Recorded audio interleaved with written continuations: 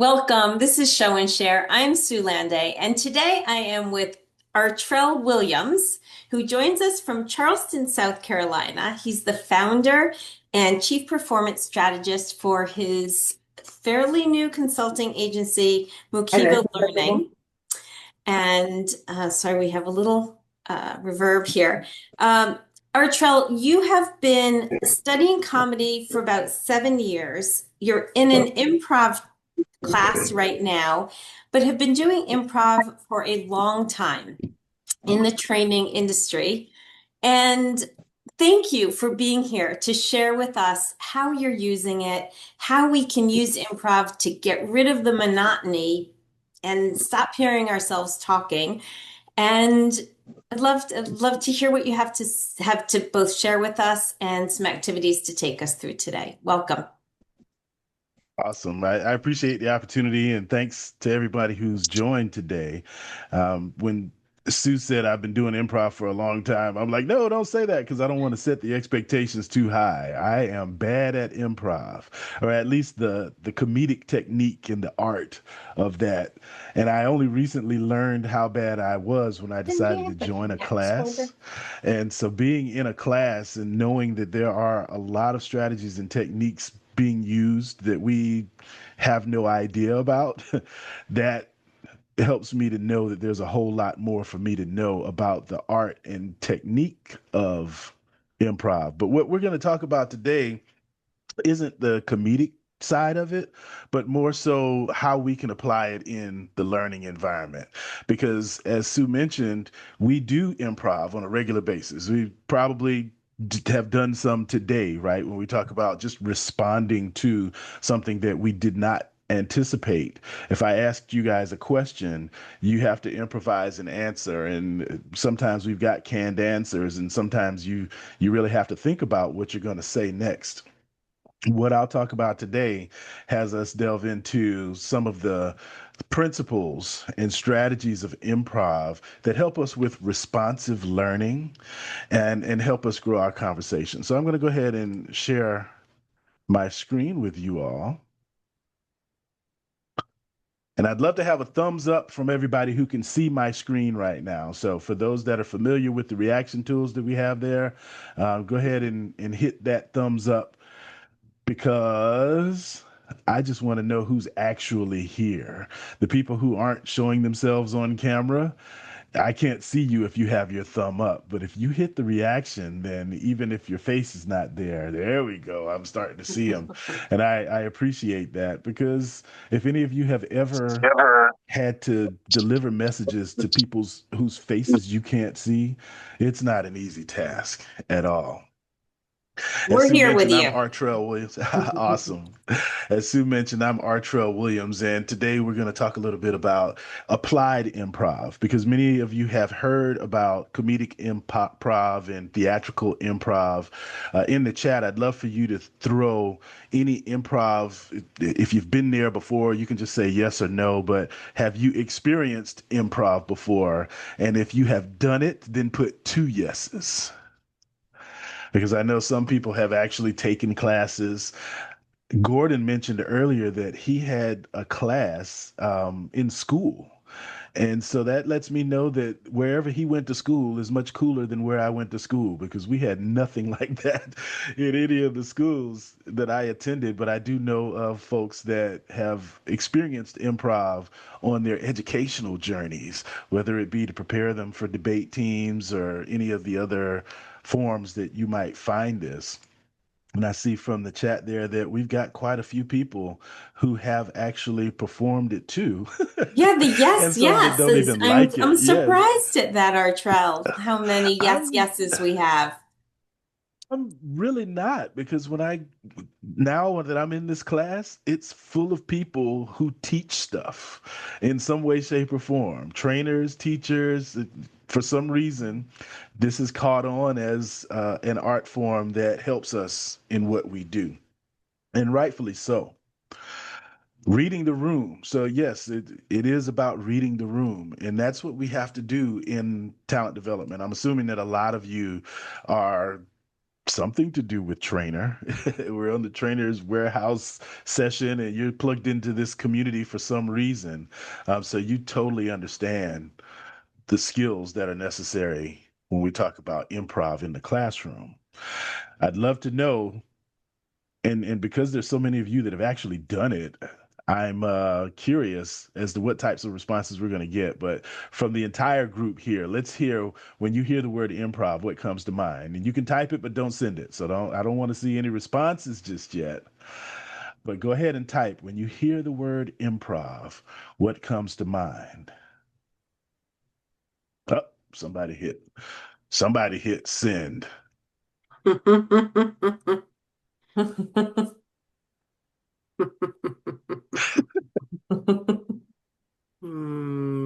going to give you Hmm. another 15 seconds. When you think of It's it's an improv, what automatic comes to hitting mind? return with your little pinky. We have to Uh-huh. hold back on. Uh-huh. All right. Now I'm going to count down from 3, and that's when we will hit the send button. 3, 2, 1. There we go. Love it. One of the primary tools and skills that we use in improv is listening. And muscle memory causes us to do things a lot of time. We are animals that respond usually based on our experiences. And this, I'm in my very first improv class right now. So I did stand up for about 7 years, and I still do. I'll never say I used to do it and I don't do it anymore. I will continue to do it when I get the opportunities to do so. And I learned a lot about public speaking and the things that we do as facilitators through that journey. And recently I decided I was going to jump into improv. And I just thought improv was knowing how to be responsive, but I didn't realize how much really went into it. And some of the exercises that we've started out with in this Improv 101 class have to do with listening and retraining our brains to not just respond, but to be thoughtful in the way that we respond, to be able to pay enough attention to our surroundings and then be able to play off of it instead of going towards what we habitually will do. And you guys Mhm. probably have all been in a situation where someone was speaking and you already knew what you wanted to say next. Improv teaches us to turn that off. And just because they tell us to turn it off doesn't mean that it goes off. So just as what we did with the sending of the chat, where habitually when we finish typing, we want to hit send. And we don't want to hit send when we're doing improv. Just like we don't want to hit send when we are listening to the individuals in our training classes or whatever other avenue through which we may do our teaching and speaking. As opposed to being ready to hit the send button and say the next thing that we came to say, pause for a moment, make sure you've heard everything that the individuals have said, and then respond based on that, hopefully giving them some acknowledgement for whatever it was that they shared, but then adding to it. And I mentioned that there is comedic improv, but improv itself is not about being funny. It's more about being available. That leads me to our first little, we're going to do some activities, and I'm feeling ambitious. As I was preparing this, I'm like, you know what? This is not going to work at all. And I couldn't help but try it anyway because I've done exercises in person like this where you want to do something spitfire, but I've never tried to do it through Zoom. And what happens is when we're improvising in our jobs, the activities sometimes are planned, but the conversation itself can't be because you never know what somebody's going to say. You never know what's going to come out of a person's mouth. And we try to guide them in a particular direction. And I can say that I'm guilty, not guilty of that, but that's what we've always been told to do. And we're trained to do is guide them to certain responses. If you use facilitator guides, sometimes it says, let's lead them to this so that we can say that. Now I'm asking you to turn that off. And as opposed to trying to lead them towards anything in particular, where we are just asking a prepared question so that we can ask the next prepared question so that we can move on to the next step. What happens when we try to build upon what's given to us and we build a useful question. We build something that does not necessarily align with their expectations and they think they know what we're going to say next, but instead we're giving them something that allows them to offer us information. We accept that information and then collectively we try to build meaning from it. So I want some volunteers. We've got how many people in the room? 44. So there's no way everybody gets to do it. And part of me was like, if only 6 people show up, then we can all do this. But unfortunately, we can't all do this. So I want 6 people to put their hands up right now. You're stepping to the stage. I don't even care if it's 6. This can't be 44. That's the thing. I got Renee here. Who else? Yeah. Alcender, Your Vanessa, there we go. 2 more. And I thought that Brandon. so think about being in the classroom and you get people to come up. This particular exercise is building a story one word at a time. And you don't get to fix the story. You don't have to do anything but contribute to what somebody else has said.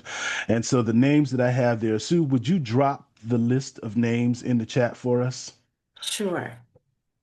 Just first names will be fine. I see Renee. I got Melissa here. I thought I would be able to have the names rise to the top of the list. I see Brandon here, but not everybody came to the top of the list. But this is the order in which I want you guys to build this story. And it looks like we've got everybody that we needed for this. So everybody else just think about this experience where we're standing in a circle in a classroom or you're in some way where we know the order of responses. And I want you guys to build a story one word at a time. We're going to do this about 60 seconds. So it's not going to be a really long story. But what I want you to do is respond as quickly as you can to whatever the person said before you. So in this order, Brandon, Melissa, Renee, Alcindor, Carlene, and Vanessa, you guys can unmute your microphones and I will start the story. Are you guys ready? Yes. All right. I'm going to begin and then I'm dropping out and we're going with that order. And the story begins with every Man, Brandon, man, Melissa. oh, As. At. Once, keep going. is it back to me? I don't know who went last. Yeah, we'll let you do it. When They. Are. ready,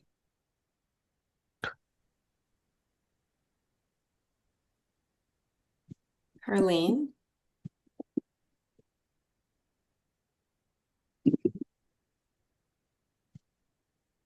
Oh, you gotta speak it. Her where was to Vanessa?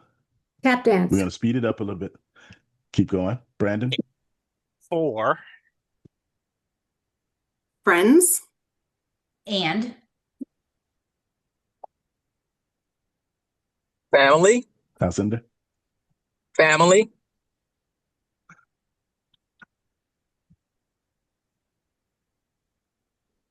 Carlene. Oh, she's typing. How about Vanessa? For, was the last one for? I'll say For friends Yes. and family. family. Daily. All right. And because I'm gonna we'll stop the we, sentence there. Now you guys rolling, right? As we'll stop. But I love what I observed there, and I'm thinking that as facilitators and teachers, you guys observed something there too. I know that the people who actually participated in the activity have an experience to share. I also know that as spectators, you probably made some observations too. So the questions are not just for the people who participated, but for everybody. And you can throw in the chat, what were some of the things that you have to pay attention to as you build the story one word at a time, as they just did?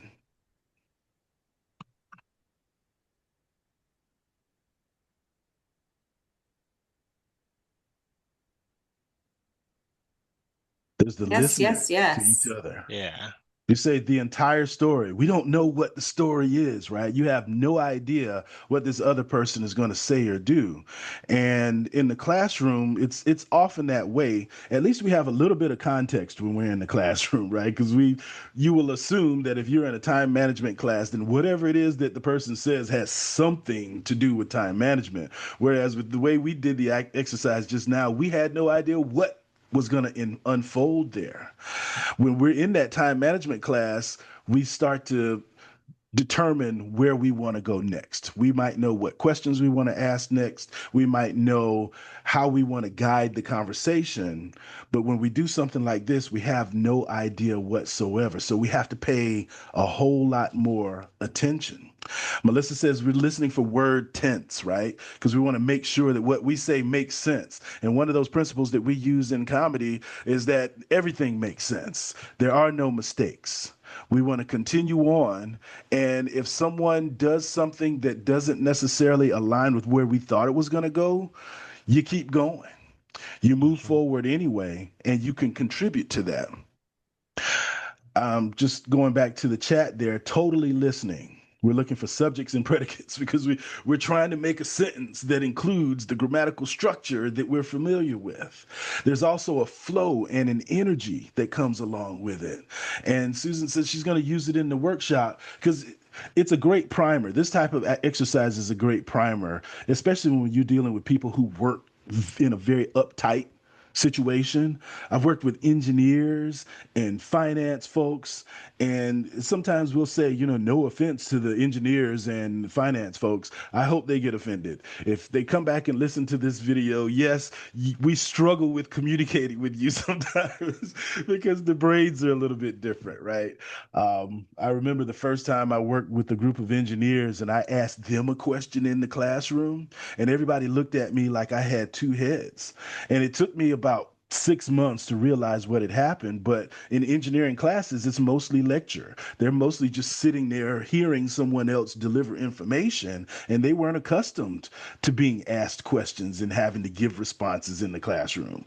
So I couldn't undo 6 years worth of education in one day because I decided that I was going to ask them a question. And that's something that we have to consider when we are working with the groups that we work with, is there's sometimes just some training that's happened informally and maybe even formally that they're not prepared for what you're asking them to do in the moment. So, Artrell, can I Ooh, I ask a see. quick question here? Would you Mhm. use this? I see you can use it as what folks are saying to build energy, to get people as an icebreaker, just to like start uttering words, just to open up and add humor so that they feel like, oh, this is one of those situations where I can be part of it. And I get that. Do you then, if you do have a topic, whether it's time management, do you try to have them build a story about time management and then Yes, you kind can. of link it back to that? Or do you just really leave it all open?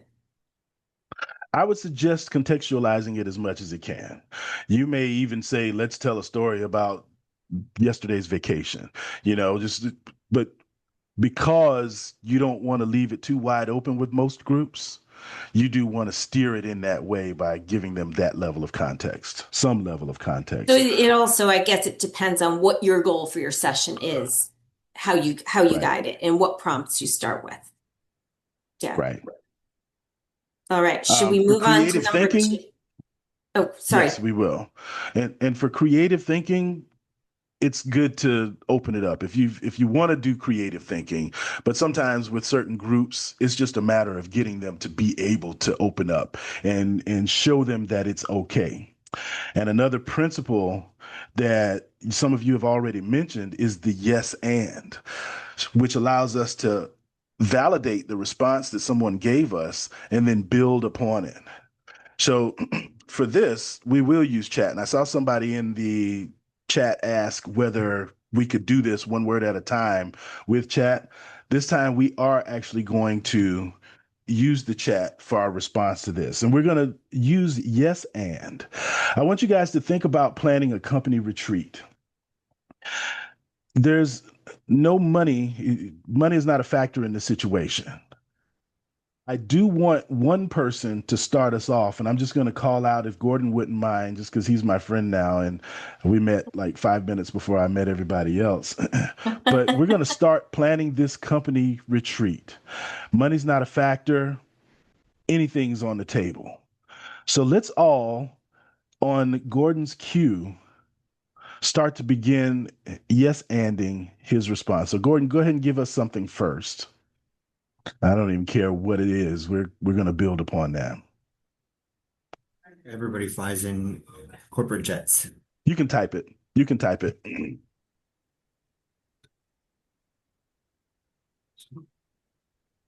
So what we're getting ready to do sounds like is going to involve flying in corporate jets. All right. You all know that in our logical minds, that doesn't make a whole lot of sense, right? It's realistic. However, in most of our jobs, we don't have corporate jets to go get in. But what we're trying to do is tap into any possible scenarios. So let's build upon that. Yes, we will fly in corporate jets. What else? Keep adding them in the chat. And there'll be a stipend for the trip. We don't need a stipend. Everything it's yes, we already have all the money we ever could have. We don't need any more money because we got it. And our favorite is the cookies. And we're going to gather from various parts of the country. We're all coming in from different places. We're going to get jelly beans for breakfast, and they're going to need to wear parachutes because you never know when a parachute's going to be necessary. We all get exit seats. That's going to be awesome that we've got doors next to all of us. And we get our own swimming pools and spa days. And after the trip is over, there will be a live concert. And I'm going to add to Renee's, yes, there will be a live concert of everybody who was on. Remember those albums they used to sell on TV? And I think it would be like, now that's what I call music. And it would have like everybody from 1986. For whatever volume of, yes, that's what I call music from 1986, right? Swag bags. So think about it now. The answers that we've put into the chat so far are still pretty rational. Run DMC will be there. They're all pretty rational. I tried to tap into something. I mean, exit seats is not too rational, but nobody said, that you'd all be spitting money out of your faces or anything like that. Like we can be as silly and goofy as possible. Eating jelly beans, it's not rational at all. And we know better than that, but it's okay when we're tapping into our creativity. Every response that you put into the chat was a valid response. And it can be even more goofy, even more creative, because what we're trying to do is allow people the space to be so. But it takes time. Trust me, it takes time to become creative. If any of you have ever really just sat down and tried to create things, whether it's pictures or words or whatnot, it does take time to unfold. And so you want to give your learners the opportunity to let that stuff come out. And so when we do it for only a minute, you may not have as much time to let those silly responses come out. But if you set the stage that during this meeting, there are no wrong answers. During this conversation that we're going to be in, anything is on the table. What we may ask, if you say that in manufacturing, let's speed up the line, we may say yes. And if we do that, here's what we also have to consider. There will be time to come back and edit these responses, but let there be a period of time in which anything is acceptable. And in improv, what happens when we do this type of exercise is that we all give each other a hand. And that's what I want you to do right now is for all of these fantastic responses that we just had, let's do some applause, use your reactions, clap your hands in your rooms, whatever it is, because each of these is going to make for a great company retreat, especially because Run DMC is going to be there. We're going to add some music from the 70s too. And I can imagine it. Renee wants to hear some Pink Floyd.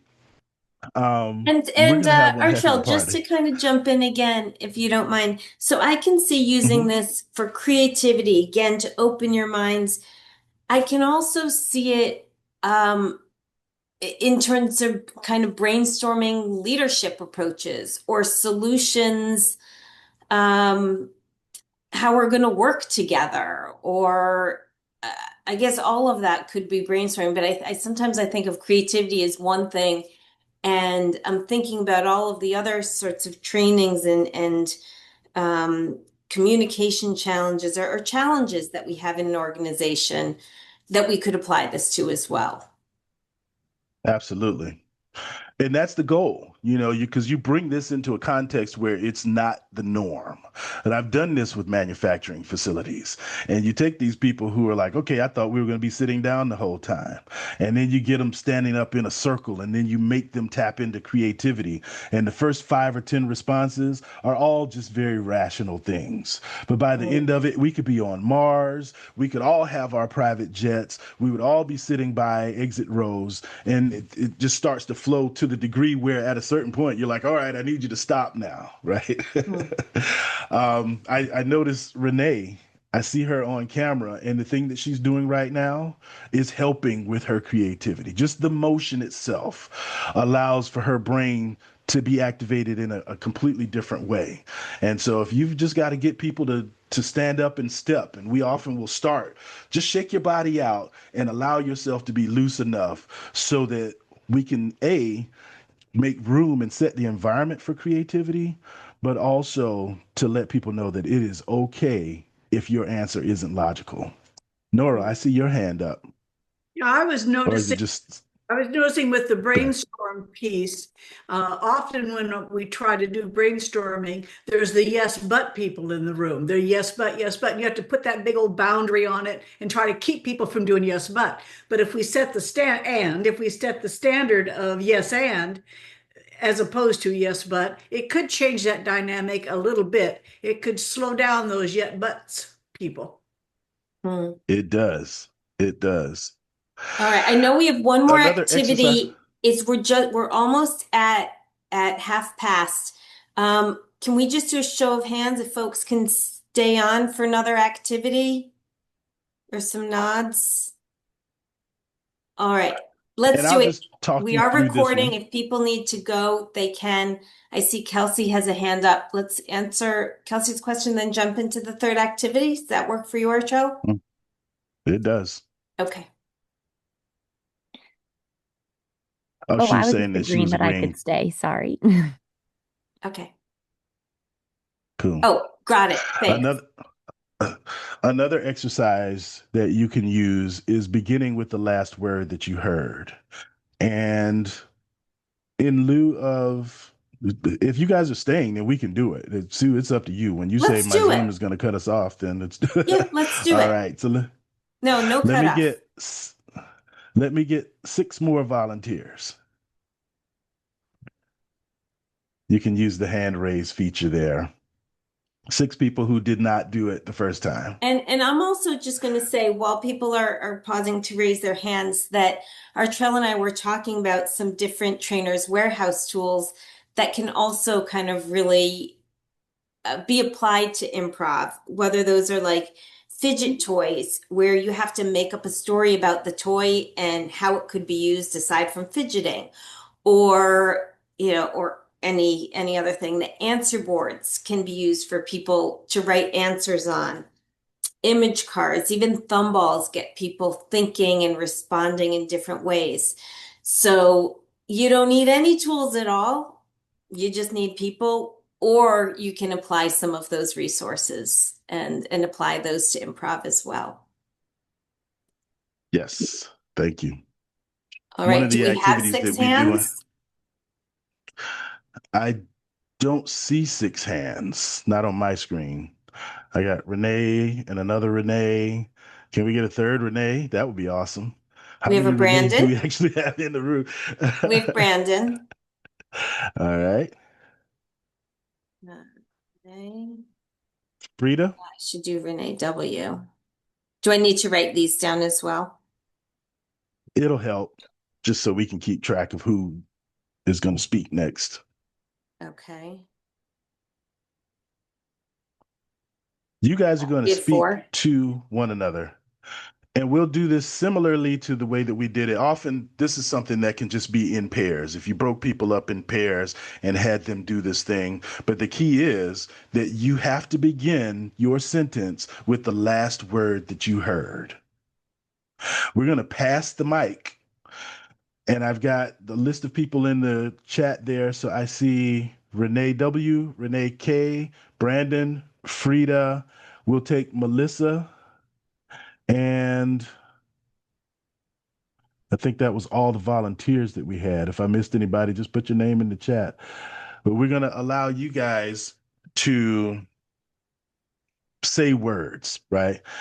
This one I am going to guide a little bit. So the activity is what makes a learning activity memorable? That's our topic. We'll start with Renee W. And then when Renee K picks up, she's actually going to start with the last word that she heard Renee W use. And then after Renee K, then Brandon, then Frida, Melissa, and Sue. Okay? Okay, I'm sorry. And what did you say we're What talking about? what makes a learning activity memorable? All right, Renee ready? W, it's on you. Lots. You can just Oh, say speak for words. 20 It's not this seconds, is not the right? one. Yes, correct. And will you call the time? Sure. It doesn't have to be an exact 20 seconds. Just give us some words. A phrase. Okay. Yeah. First word was lots. Okay, Keep so I'm going. sorry, Renee, you're going with a phrase, not just a one word. Oh, it's not just one Mhm. word? Okay. Right. So lots of attendees. Attendees make the experience only if we actively engage them. Them being the participants in the session, from the trainer to the managers to the frontline workers, every single person who was involved in the session. The session has to be designed in a way that invites all participants to contribute and feel engaged. Engaged in a way that triggers memories, stories, humor, or increases attention. Attention is the biggest thing because what we pay attention to with our brain is what we're going to remember. Remember the one time when we were all together at one of Sue Landy's off-site meetings? It was so amazing. Amazing experiences is what we aim to achieve in L&D. L&D being the field of learning and development, which has also encompasses training, which encompasses coaching, which encompasses mentoring. All of these things are what we want to make sure that we are prepared to deliver and help our employees and trainees grow in.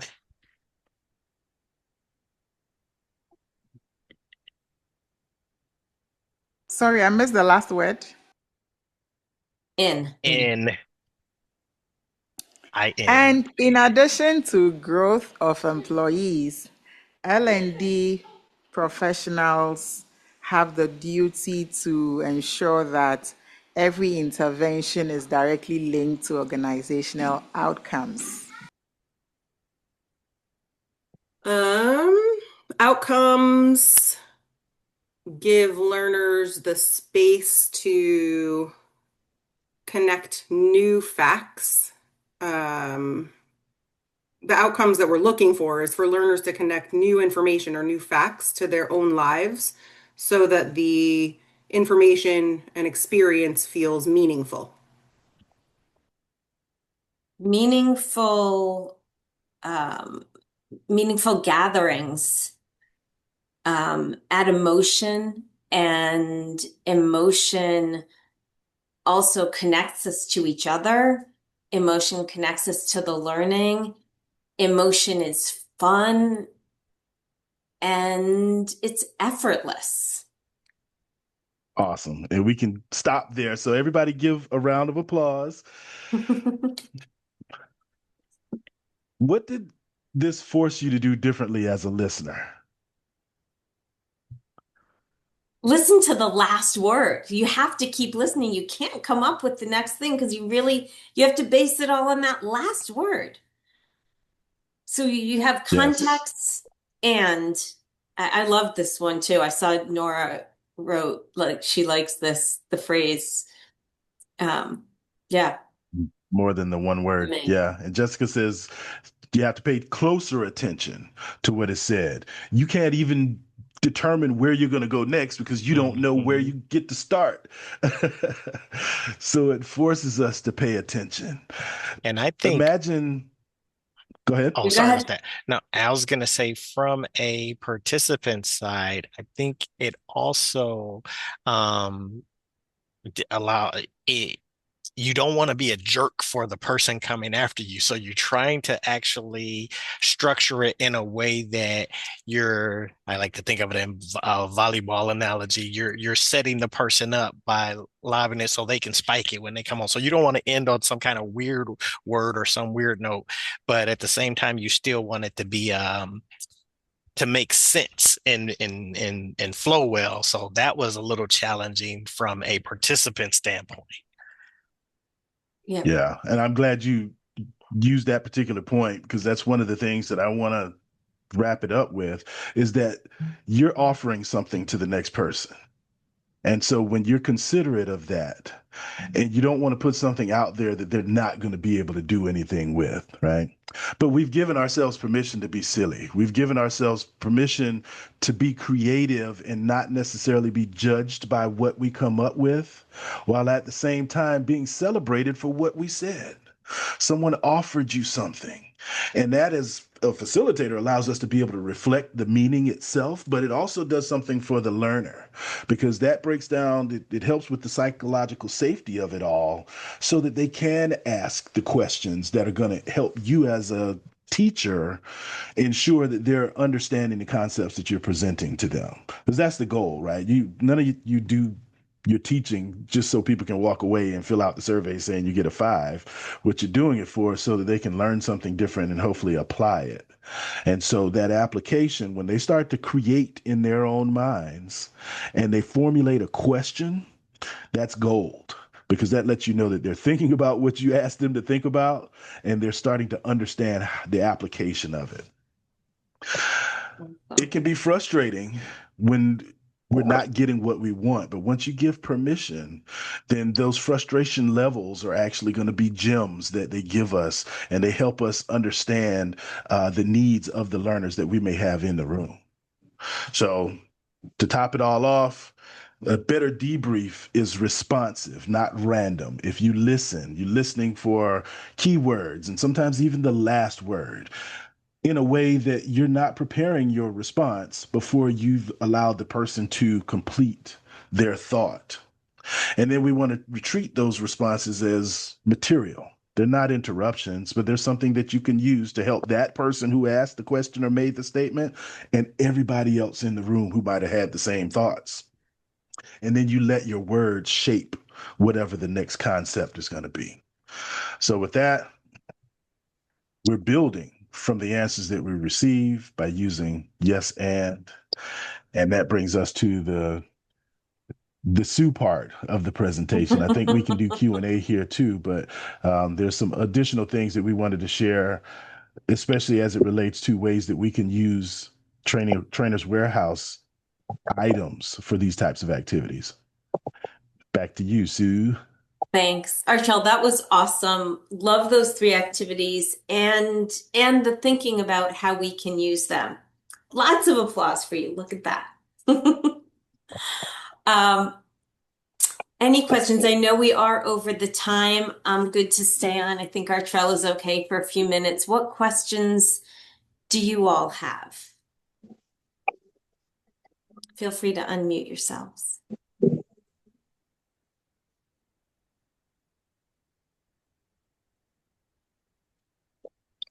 I love talking about this stuff. You guys can feel free to connect with me on LinkedIn. If I get to come to your town, then I would expect that you'll come see me at an open mic. That's always fun. When we go to the conferences and things like that, I usually try to find open mic comedy in an area and grab a crowd of people who might not have anything better going on for the night and just share in that laughter experience. Renee, I see Awesome. your hand up. Okay, so number 1, you don't want 3 Renees in a room. Are you kidding me? That's scary. Renee K, love you, girl. Okay, number 2, Artrell, have you ever worked with Second City out of Chicago? I became interested in this form of improv because of Second City in Chicago. And then ATD Chicago had a session about 2 years ago. And I flew out there just for that session. And I got hooked. So then I decided to take a stand-up class at the Second City in Toronto. I used to live up in Buffalo. And so I'd go into Toronto each week and take a stand-up class there. Awesome. I Awesome. love Second Thanks. City. Thanks. Mhm. Yeah, amazing. Well, again, Artrell, thank you. Thank you for being here with us today. And yeah, folks, if you want to think more about improv and reach out to Artrell, if you want to talk about using Trainers Warehouse tools for improv, you know where to find me. I was telling Artrell before we started that back in my circus days, I had to take improv, and that was part of our clown training. But I wasn't very good at it, A, and B, I'm much happier doing it in the training context. Anyway, thank you. Dude, we forgot to give him the job aid. Oh, I can post that. Okay. I'll post it when we post our materials, and I'll share it with them. Cool. Oh, you got it right there. All right. Give folks a chance to download that. And again, thank you. Thank you both. This was great. Yeah. I don't know if you're going to stop the recording. I guess you